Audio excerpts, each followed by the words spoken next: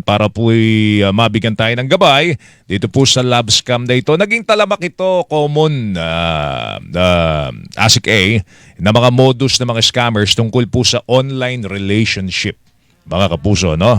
Kung saan kumukontak yung mga scammer doon sa biktima gamit po ang social media. Minsan mahirap mag-iwan ng bakas. Bakas? Ng bakas, di ba, sa social media dahil napo-profile ka nila eh.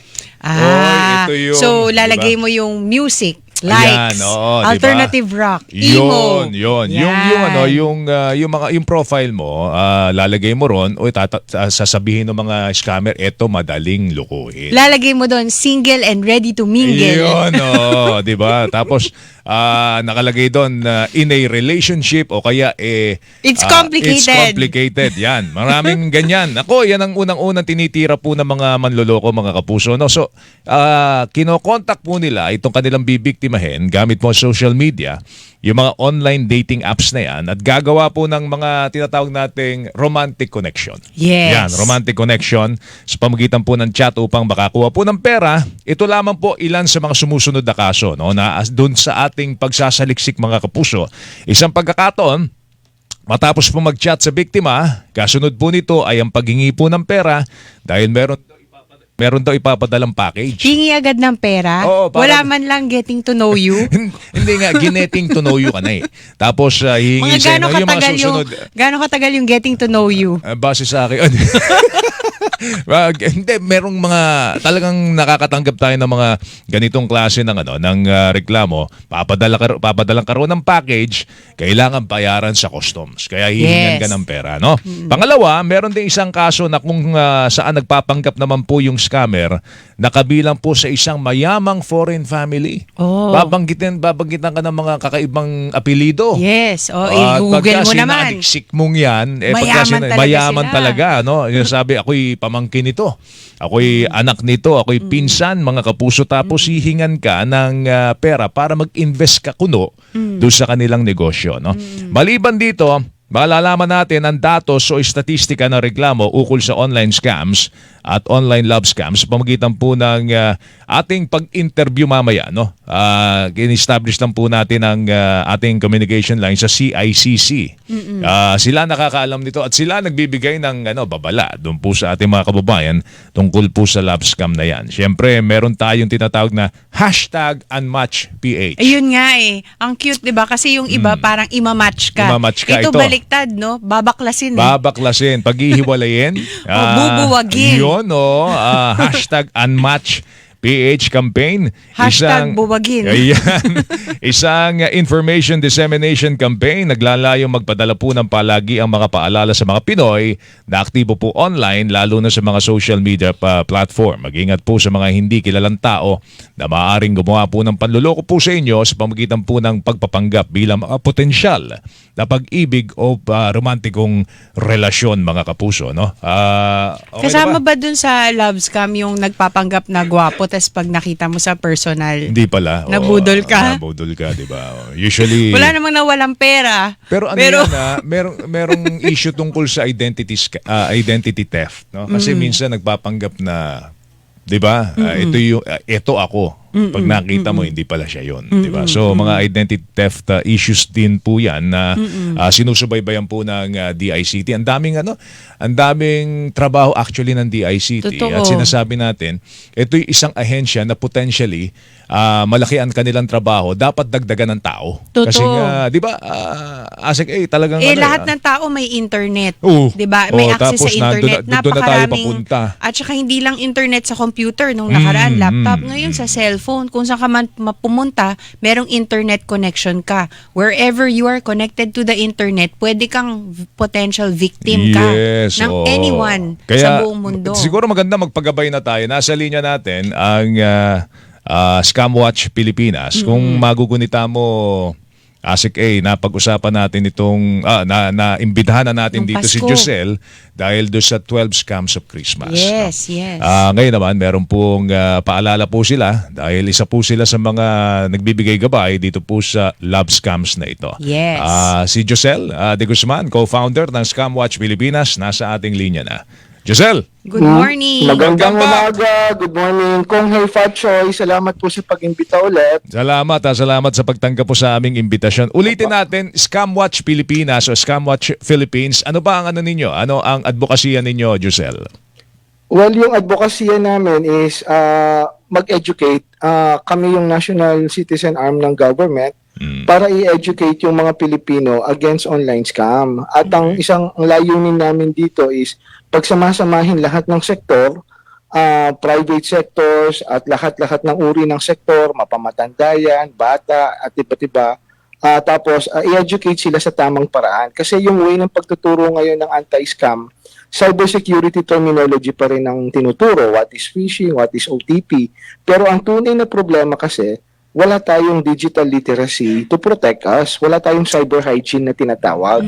So, yun po yung gap na pinupuno namin. Kasi dapat po pag-uugali. Dahil nung nag-pandemic, nagkaroon po tayo ng digital life. Lahat po ng pamilya natin nasa online na.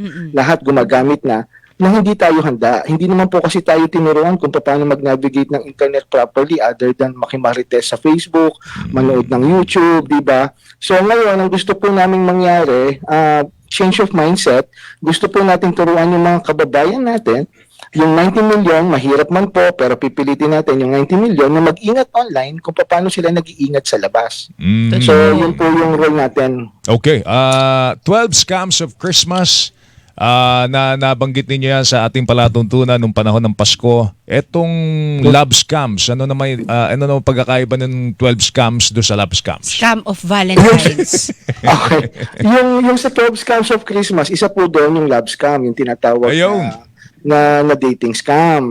So dito po, pinalawig po natin kasi yung napansin po natin dahil nakikipag-ugnayan po kami sa Cybercrime Investigation and Coordinating Center, sa 15,000 lang po yung nag-report sa 1326 sa hotline natin na na-scam sila. At wala po kaming datos regarding love scam kasi wala pong nagre-report. Yung PNP po naglabas ng data this week at lumalabas ngayong Enero, isa lang daw po yung nabiktima. Isa So lang. ng love scam, isa lang. So dahil dito, sabi namin, okay, maglabas tayo ng tulungan natin yung mga kababayan natin, maglabas tayo ng mga profiles ng mga love scammer at yung mga red flags. Kasi bago ito mangyari, meron kaming na-encounter na isang teacher na na-scam ng 160,000, love scam din, lalaki to. Ayaw niya nang lumabas at sinabi niya sa amin, ayaw niyang mag-report kasi nahihiya siya. Tapos kahapon naman may mga na-encounter naman kami na babae naman na 59 years old. Ito yung pinakamalaki kong na-encounter na scam siya ng 2.2 million. Ang laki. Wow. Okay. Ang laki. Sige. Yung pension niya nandun na. So Sir Josel, no? Ano kaya ang dahilan bakit hindi nagre-report ang ating mga biktima ng love scam? Kasi parang pambihira naman, isa lang ang nag-report sa PNP. Pero sa mga kwentuhan, sa Marami nang mga nabibiktima barkada dito, natin, di ba? di ba? I'm sure maraming nabibiktima. So, bakit hindi sila nagre-report? Well, unang-una, nahihiya sila. Pero dapat din natin tingnan yung nature kasi ng dating app. Hindi ba? Usually, ito na yung naging common ngayon na para may makamit mo yung forever mo, di ba? So, nasa dating app na. Pero kasi, pag nasa dating app ka, ayaw mo rin malaman na naghahanap ka ng date. So, tinatago mo rin. Yun yung nature. Paano pa pag na-scam ka? Ang problema kasi sa mga scammer ngayon, alam ng mga scammer na medyo yung tinatarget nila yung mga desperado, yung talagang mga malulungkot, di ba? So, kaya in-identify namin. So, if you will allow me to share yung 8 profiles lang. Mabilis lang. Sure, Sige po. sure. Okay po. Tuloy. So, yung unang-una rito, yung pinaka-common, ito yung sad boy, sad girl. Sad Pag boy. sinabi mong Sad sad boy. boy, sad girl. So, ang gagawin nito, kapag Iba spelling yan. nakamatch ka, Iba spelling, Asike. BOI. BOI. Sad boy. Sad tsaka boy. Girl. nakikiuso kasi tayo para maintindihan ng kababayan Sige. natin. Sige, Giselle. Banat. So yung nangyayari dito, pag nakamatch mo na, makukunin yung loob mo, and then suddenly magkukwento na siya ng sad story. Yung sad parang biglaan na pasan niya na yung digdig, bigla lahat ng problema nasa kanya. Pero ang kalimitan na red flag, laging involved ang medical emergency. May sakit ang nanay niya, Nako. tatay niya, di ba, kapatid niya, pusa, o kung ano man. And then, hihingi ito ng awa, di ba? At eventually, hihiram ng pera sa'yo. So, yung isang red flag, hihiram ng pera.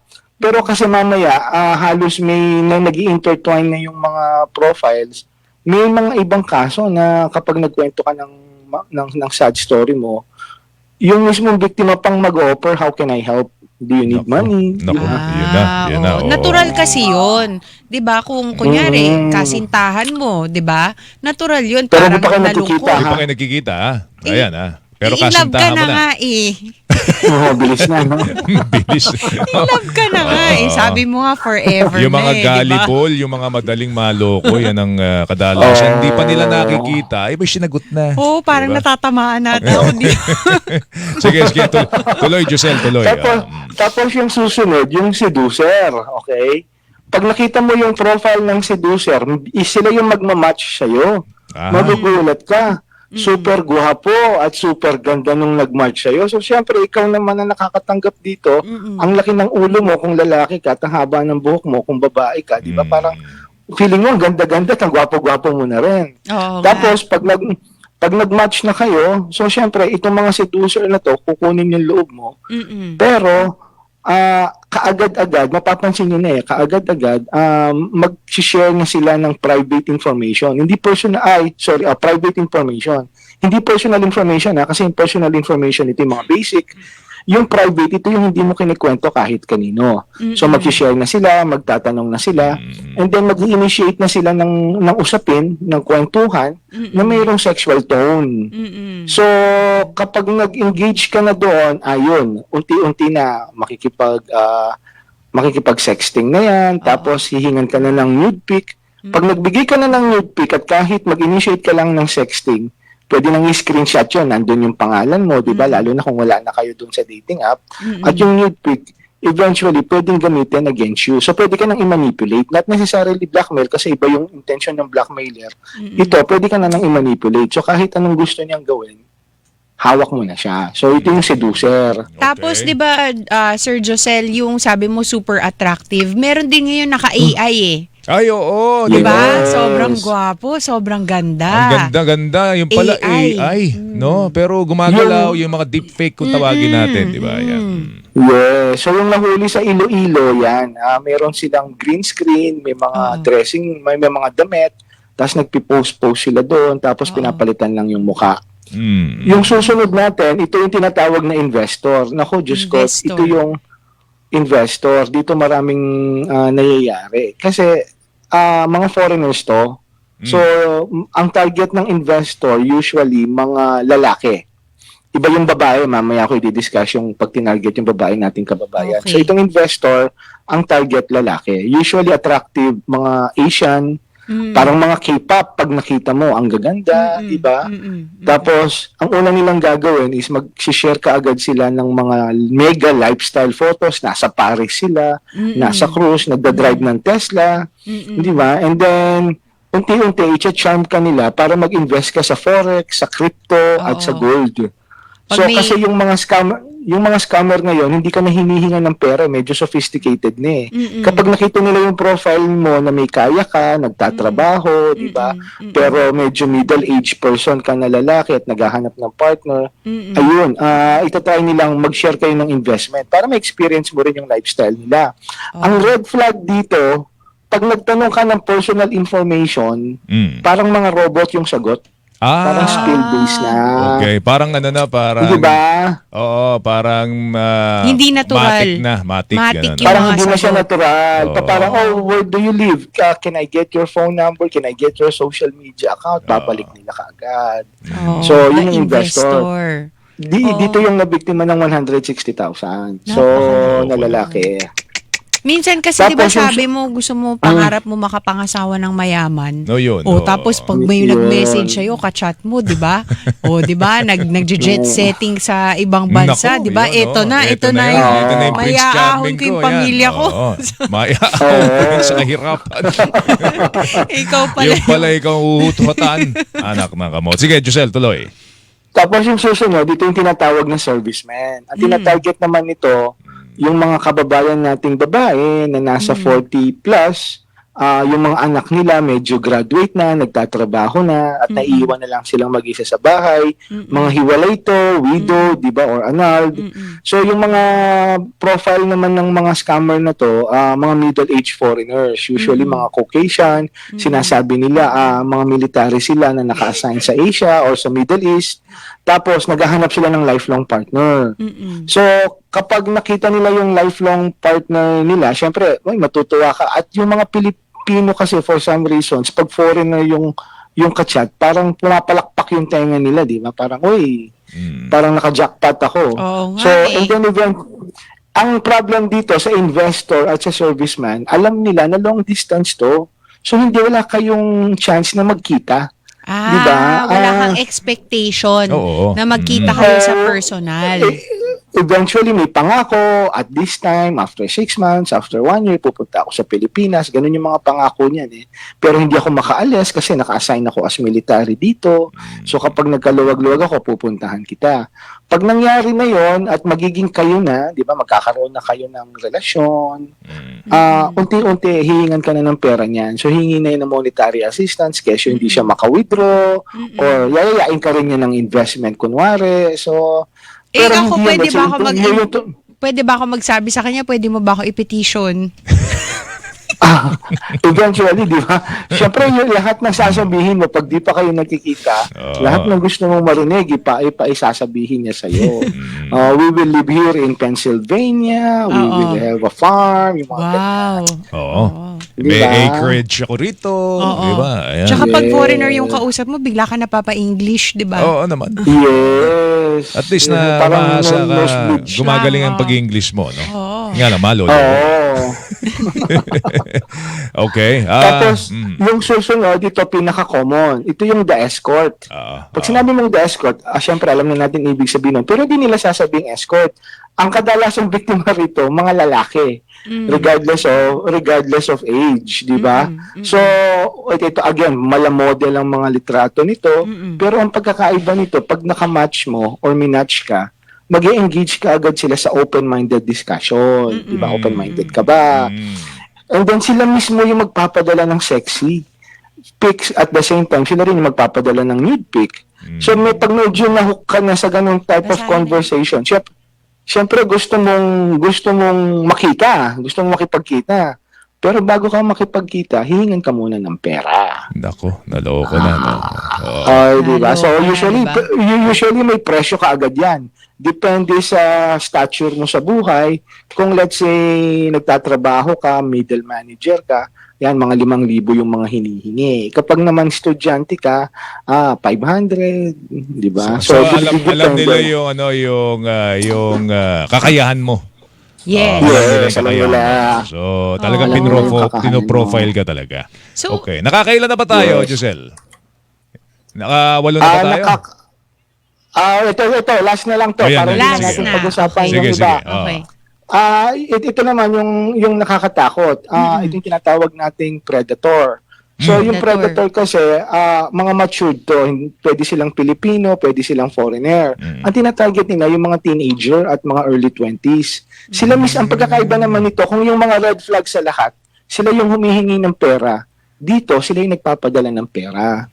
So tapos ang sasabihin nila doon sa bata, gawin mo akong secret, di ba, wag mo akong sasabihin.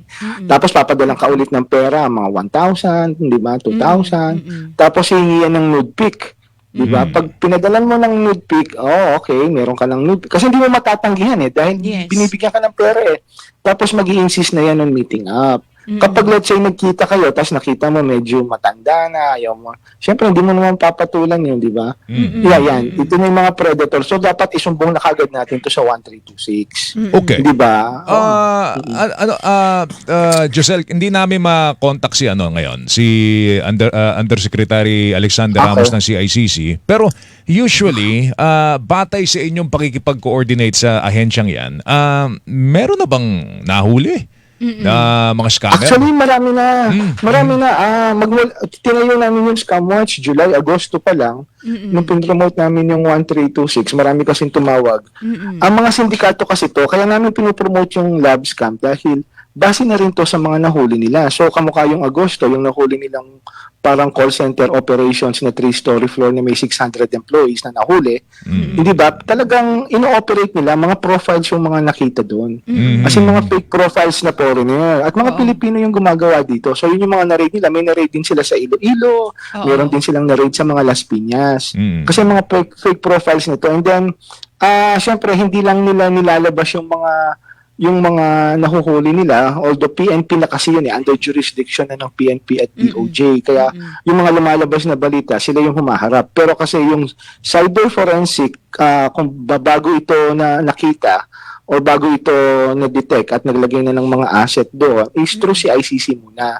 And then yung CICC, siya yung nakikipag-ugnayan na for enforcement sa PNP, NBI, at DOJ. Kaya napaka-importante po kasing mag-report. Pag nag-report po kasi kayo, usually yung mindset, actually yung 15,000 na nag-report nung 2023, mababa po yun kasi 90 million na yung nasa internet mo, di ba? Ay, oo. Yes. Kaya hindi natin makita yung totoong figure, yung totoong numero, kung ilan talaga yung na-scam kasi hindi sila nagre-report. Kaya yung panawagan po namin, yung 1326 po, ginawa yan, para dyan po kayo magre-report. Alam ko, yung iba, dumidiretso sa kapulisan, sa NBI, sa barangay, pero yung mga kalaban mo kasi rito, pag pumunta ka sa pulis, kilala mo na kung sino yung irereklamo mo. Tama. Hindi ba? Hindi, o kapag na-snatchan ka, alam mo, i-describe mo, pero ito kasi hindi mo kakilala eh. So, yung mga datang sinasubmit nyo, importante po yun para makita doon sa forensic nila kung sino pa ba yung nabiktima, saan yung location ng mga nabiktima, at least mapipinpoint po nila.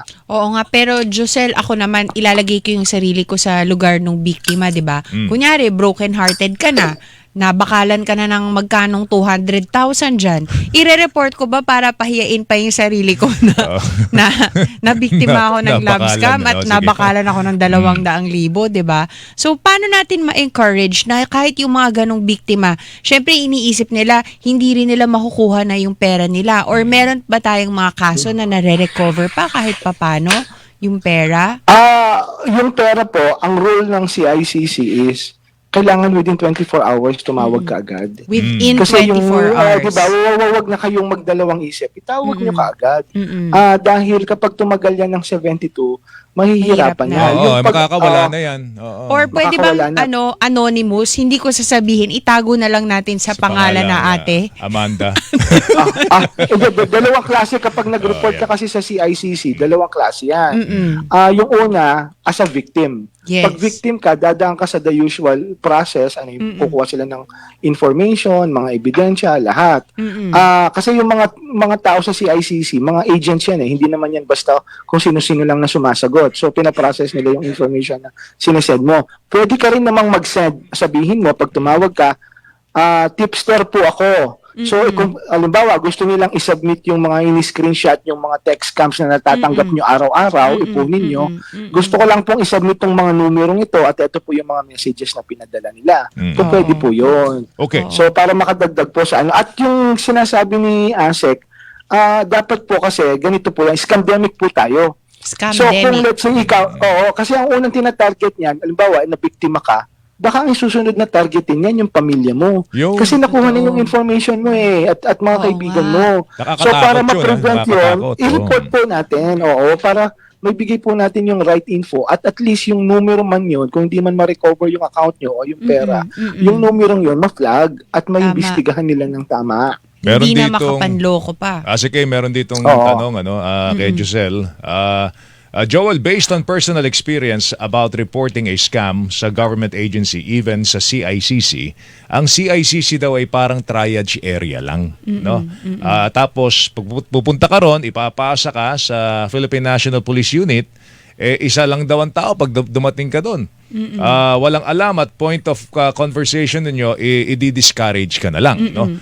So, we left and didn't pursue.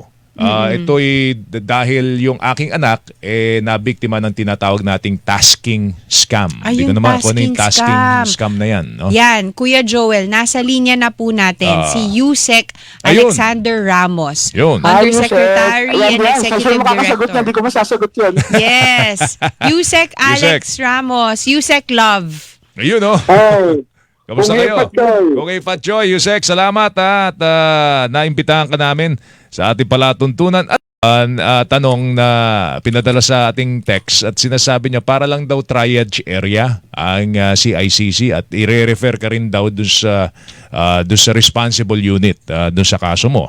Tama bang impression yun, Yusek Alex? Mali po yun. Mali po yun. Ang CICC, aside from being a coordinating center, meron ho tayong kakayahan mag-imbestiga. Nasa mandate po natin yon. So hindi lang And, tayo nagsasala ng mga complaints. Kaya natin mag-imbestiga at pag nag-imbestiga, nare-resolve yan. Okay. Alam na natin yung next steps na gagawin. Oo. So, kumbaga sa we provide a formula even for law enforcement para mapadali ang pag-iimbestiga nila, no? Kasi ang process ng investigation mahaba po 'yan. In fact, pag pumunta kayo sa presinto at mahina ang kalahating araw hanggang isang araw, minsan ilang araw pa 'yan, no?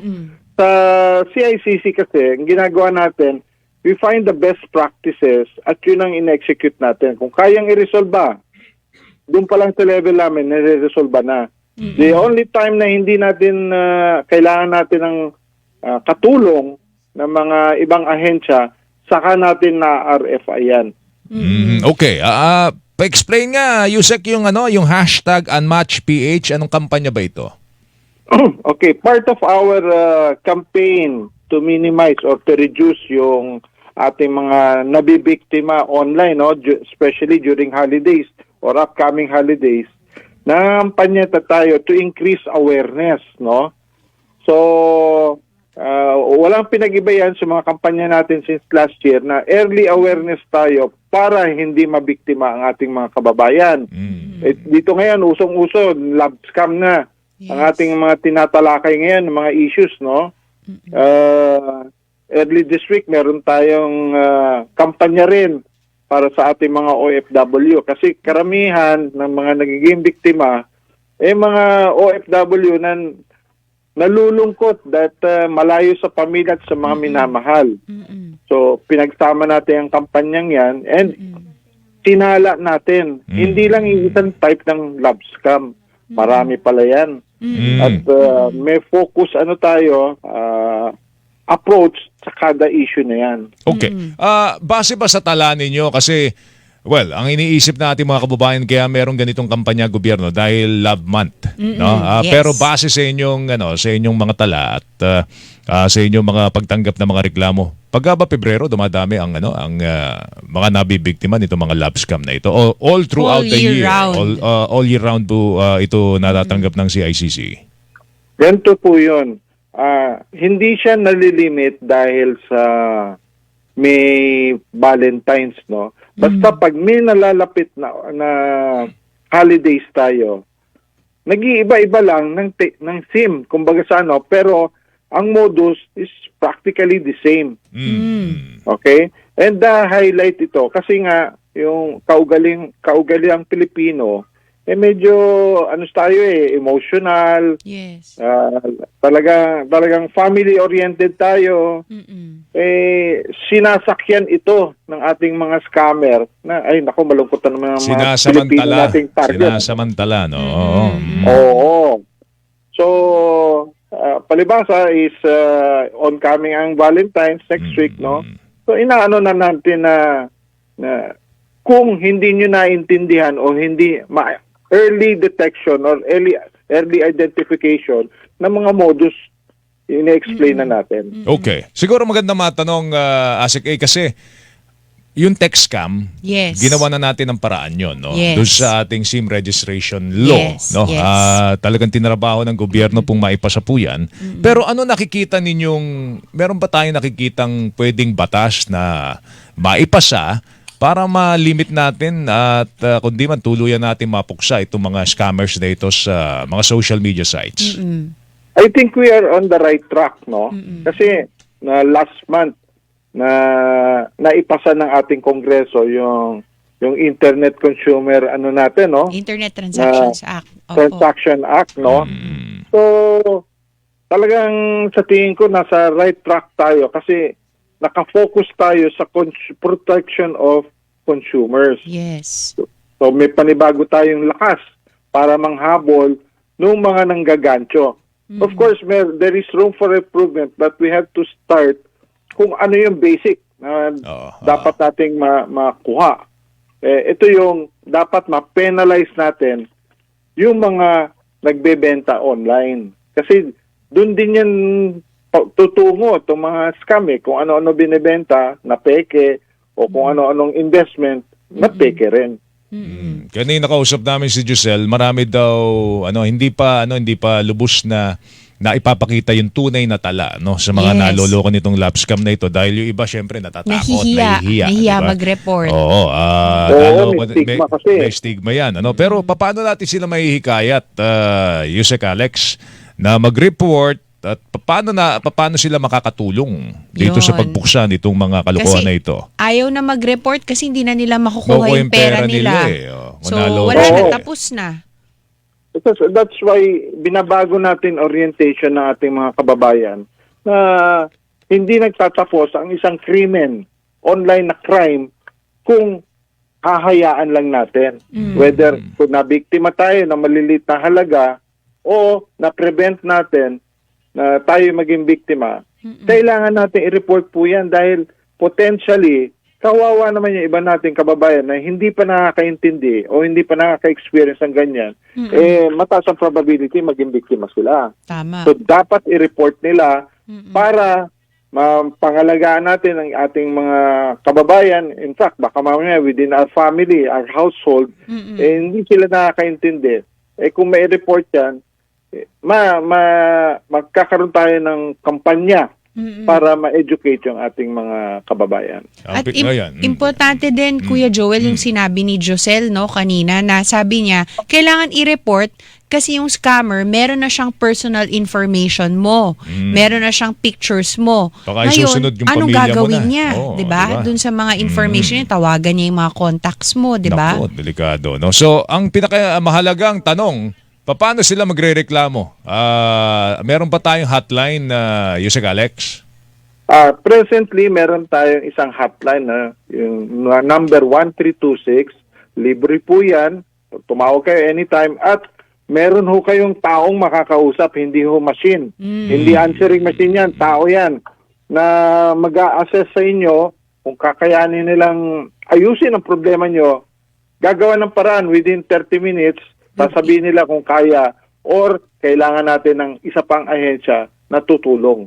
Napakagaling yan, Kuya Joel, kasi ang sinasabi ni Yusek Alex, 24/7. Yan. May sasagot sa'yo. 1326. Yan, no holidays. Okay. 1326, no 1326. holidays. At tao yung kausap mo, hindi Hindi AI. AI. Hindi AI. Diba? No? Hindi po. Pwede mong Oo. iyakan para Yun, maramdaman niya oo. yung hinagpis. So, mga counselors na rin. Yung ating mga sasagot dyan. In the meantime, Yusek, good luck dun sa ating hashtag UnmatchedPH campaign. Pagka may mga pwede pa kami maitulong as part of the information dissemination, please let us know. In the meantime, salamat sa oras po ninyo at magandang umaga po sa inyo. Thank you po. Okay. Good Yusek morning Alex, po thank sa you. lahat. Thank you, Yusek Alexander Ramos. Si Josel, salamat Josel. Salamat. Thank you. Thank you, thank Scam you. Watch Pilipinas. Okay. Josel De Guzman, mga kapuso. Magbibigay daan lang tayo sa ilang mga